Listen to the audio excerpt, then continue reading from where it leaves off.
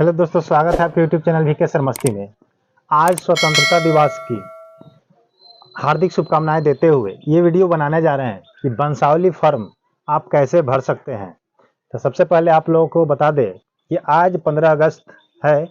आज ही के दिन हमारा देश आज़ाद हुआ था और हम लोग अंग्रेजों के चंगुल से आज़ाद हुए थे। तो अगर आप आज़ादी आज मना रहे हैं, आप स्वतंत्र हैं, तो अपने देश के लिए आप प्रेम करते हैं, तो एक तिरंगे का फोटो लगा करके और जय हिंद लिख सकते हैं। आप इंडिया से हैं, इंडिया के लिए एक लव लिख सकते हैं। आज बताएंगे आपको कि वंशावली फॉर्म कैसे भरना है, कहाँ क्या भरना है, ताकि आपको कोई दिक्कत ना हो वंशावली फॉर्म बनवाने में। फॉर्म आपको दिया जाता है, भर सके, भर करके आसानी से बनवा सके। और वंशावली का डिटेल किस प्रकार से लिखिएगा, अपने फैमिली का, अपने परिवार का, किसका किसका खंड करना है, कहाँ से स्टार्ट करना है, ये सारी जानकारी आपको इस वीडियो के माध्यम से दूंगा। थोड़ा लाइट का प्रॉब्लम है, तो थोड़ा सा दिक्कत है क्योंकि बारिश का मौसम है और लाइट कटा हुआ है। फिर भी आपको इस कम लाइट के व्यवस्था के अनुसार भी आपको वीडियो मैं भेज रहा हूं, तो इसके लिए क्षमा चाहता हूं कि थोड़ा लाइट की कमी है। चलिए, सबसे पहले आपको करना क्या होगा कि आप जब फॉर्म लीजिएगा वंशावली प्रमाण पत्र बनवाने हेतु, तो आपको उसमें क्या करना होगा कि सबसे फर्स्ट नंबर में दिया होगा ग्राम पंचायत। ग्राम पंचायत का मतलब होगा कि आप किस पंचायत से रहते हैं, उस पंचायत का यहाँ पर आपको क्या करना होगा, नाम डाल देना होगा यहाँ पर। ठीक है। उसके बाद आपका कह रहा है कि प्रखंड, आप किस प्रखंड में रहते हैं उसका नाम आपको डाल देना है। ठीक है। उसके बाद कह रहा है कि जिला, आप जिस जिला से हैं उस जिला का नाम डाल दीजिएगा। उसके बाद कह रहा है कि शपथकर्ता, शपथकर्ता का मतलब हो गया कि जिस नाम से आप वंशावली बनवा रहे हैं, जहां जिसके नाम से, मान लीजिए कि आप अपना पापा के नाम से वंशावली बनवाइएगा, ये जमीन मेरे पापा से हुआ, या दादाजी से जहां से छटक रहा है वहां से, तो उनका नाम लिख दीजिएगा। फिर उनके पिताजी का नाम आपको लिखाएगा। ठीक है। उसके बाद आपका वार्ड नंबर लिखाएगा कि आप किस वार्ड नंबर में रहते हैं। उसके बाद आपका ग्राम लिखाएगा, ग्राम का मतलब होगा कि आप किस गांव में रहते हैं। उसके बाद पोस्ट लिखाएगा कि आपका पोस्ट ऑफिस कहाँ है। ठीक है। उसके बाद थाना लिख दीजिएगा। उसके बाद फिर पंचायत का नाम आपको डालना होगा। उसके बाद कह रहे कि कार्य हेतु, कार्य हेतु का मतलब होता है कि आप किस लिए वंशावली बना रहे हैं, जमीन हेतु या बैंक में देने हेतु। यानी कि वंशावली बनता है हर चीज के लिए, तो आप जमीन लगाने के लिए बना रहे हैं, तो आप यहाँ लिख दीजिएगा कि भूमि संबंधी या जमीन संबंधी। ठीक है। इतना बात तो लिख लीजिएगा। आपको जितना फॉर्म के पेज मिलेंगे उसमें सब में आपको यही भरना होगा।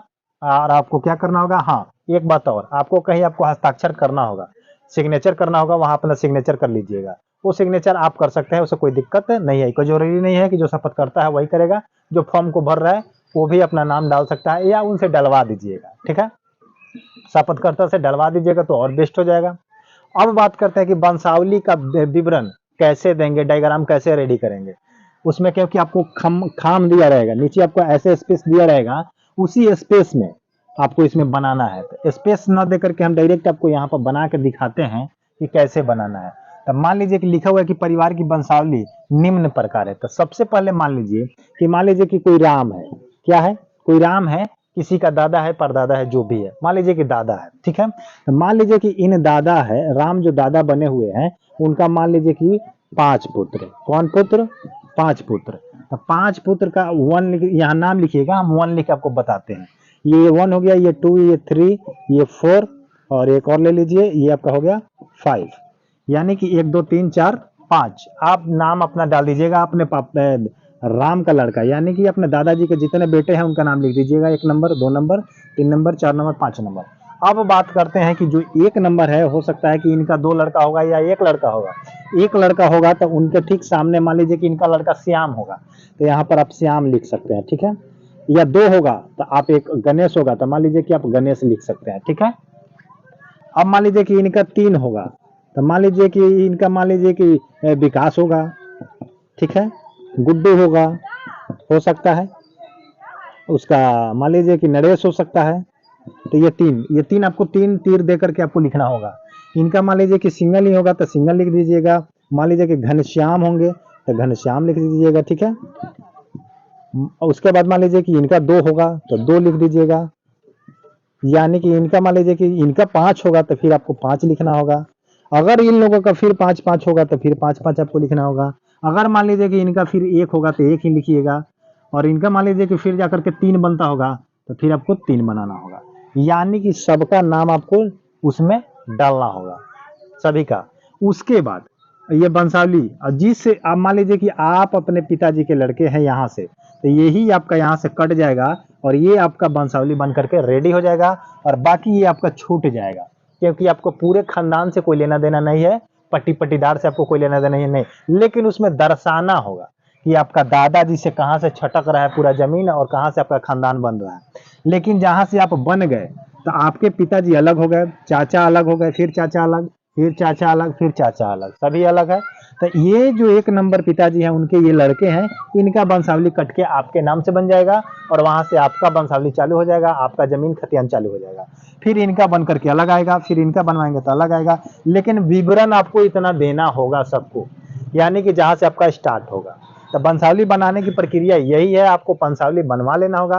वंशावली आप प्रखंड के द्वारा बनवा सकते हैं या सरपंच के द्वारा भी बना सकते हैं, इससे आपको कोई दिक्कत नहीं होगी।